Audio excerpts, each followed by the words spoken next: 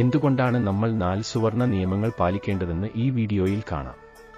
നമ്മൾ ജനിക്കുമ്പോൾ എന്ത് ഭാരവും എത്ര ഉയരവുമായിരുന്നു? നമുക്ക് ഇപ്പോൾ എന്ത് ഭാരം, എത്ര ഉയരമുണ്ട്? അത്രയും ഉയരത്തിലും ഭാരത്തിലും എത്താൻ നമ്മുടെ ജനനം മുതൽ ഇന്നുവരെ നമ്മൾ എന്താണ് ചെയ്തിരുന്നത്? ഭക്ഷണവും വെള്ളവും മാത്രമാണ് നമ്മൾ കഴിച്ചിരുന്നത്.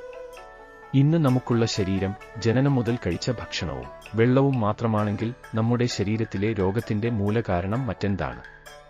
നമ്മുടെ ശരീരം കോശങ്ങളാൽ നിർമ്മിതമാണ്. പഴയ ഓരോ കോശവും നശിച്ച് പുതിയ കോശങ്ങൾ ഉണ്ടാകുന്നുവെന്ന് ഇംഗ്ലീഷ് വൈദ്യശാസ്ത്രം തെളിയിച്ചു.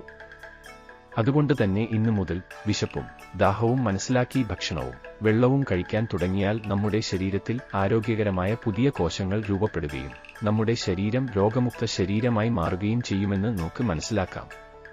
അതുപോലെ 3 നേരം ഭക്ഷണം കഴിച്ചാലും ഒരേ കാര്യം തുടർച്ചയായി ചെയ്യുമ്പോൾ ശരീരത്തിന് ക്ഷീണം ഉണ്ടാവും. രാത്രി ഉറങ്ങിയില്ലെങ്കിൽ പിറ്റേന്ന് ക്ഷീണം കൂടുകയേ. അതിനാൽ ഭക്ഷണവും വെള്ളവും മാത്രം അല്ല, ശരീരത്തിന് ശരിയായ വിശ്രമവും ഉറക്കവും നൽകുന്നത് ശരീരത്തിന് ആവശ്യമായ മറ്റൊരു തരത്തിലുള്ള ഊർജ്ജമാണ്. വിശ്രമവും ഉറക്കവും ശരീരത്തിന് വളരെ അത്യാവശ്യമാണ്, കാരണം ആ ഊർജ്ജം നമ്മുടെ ശരീരത്തിലെ രോഗങ്ങളെ സുഖപ്പെടുത്താൻ സഹായിക്കുന്നു. അടുത്തത് മരുന്നും ഗുളികയും. അത് ലളിതമായ തലവേദനയായാലും പ്രമേഹം, രക്തസമ്മർദ്ദം മുതൽ വൃക്ക തകരാർ, കാൻസർ തുടങ്ങിയ വലിയ രോഗങ്ങളായാലും.